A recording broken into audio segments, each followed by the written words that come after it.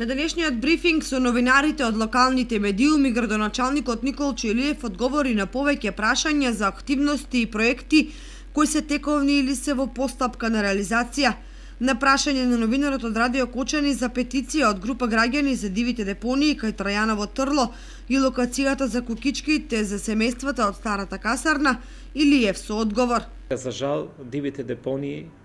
ги правиме ние граѓаните и дека навистина треба да работиме на подигнување на свеста. Оно што ни стои на нас на располагање, први ги чистиме, како во Трајаново Трало и сите други диви депонии кои се прават во потегот на фабриката па до пресечена скала, значи неколку пати веќе го чистиме, меѓутоа за кратко време повторно имаме такви проблеми и така дури минатата недела, односно во понеделникот имавме дојава од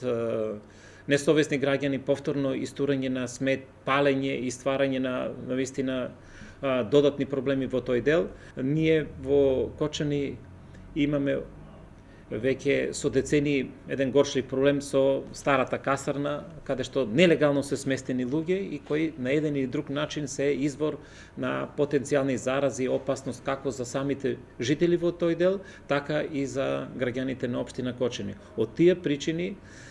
не само јас, туку и пред мене долго време се размислувало и заговарало на еден или друг начин да се најде соодветно решение за тие луѓе што живеат таму, да и се створат колку толку нормални услови, а да потенцијалната бомба од заразни болести биде спречена. На прашањето на новинарот на телевизија Кочани за пролонгираната реализација на капитални проекти и критики од опозицијата во таа насока, градоначалникот со одговор. Работиме по приоритет кој го дават местните урбаните заедници, значи ние јасно кажавме дека за секоја местна урбана заедница си има раководство и која треба да ги каже проблемите кои се на таа местна урбана заедница и да ги нареди по приоритет и секако дека тоа е наша задача по кој приоритет ние да се движиме и се правиме тоа. И во колку некој граѓан има засегнат од некоја работа, треба во неговата местна или урбана заедница да реагира, тој проблем да биде ставен повисоко на листата и секако дека ќе дојде на ред секој проблем да биде и разгледан и секако поголем дел од проблемите на граѓаните ќе пробаме да ги решиме. Потенцирам дека тие проблеми не се од вчера и дека веројатно жалбите и критиките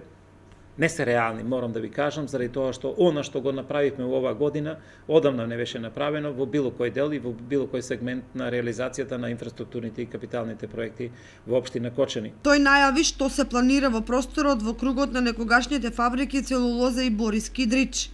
Значи, просторот околу поранешната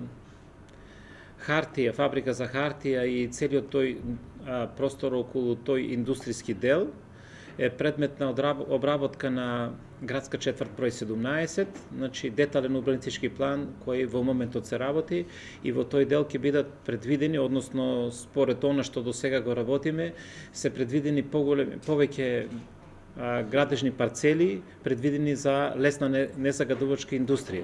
Значи таму очекуваме да добиеме повторно една индустријска зона која ќе биде и атрактивна и интересна за потенцијалните инвеститори. Истото се однесува и за потегот од поранешно ИФВ или Треска Борис Кидрич, Кочани и така натаму, значи целиот тој потек е во работа и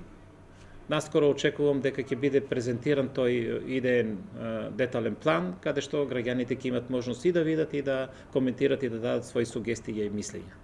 И покрај овие, градоначалникот зборуваше и за проблемот со загадувањето во градот, локацијата на катна гаража, украсувањето за нова година, како и неколку други теми кои ги интересираа граѓаните.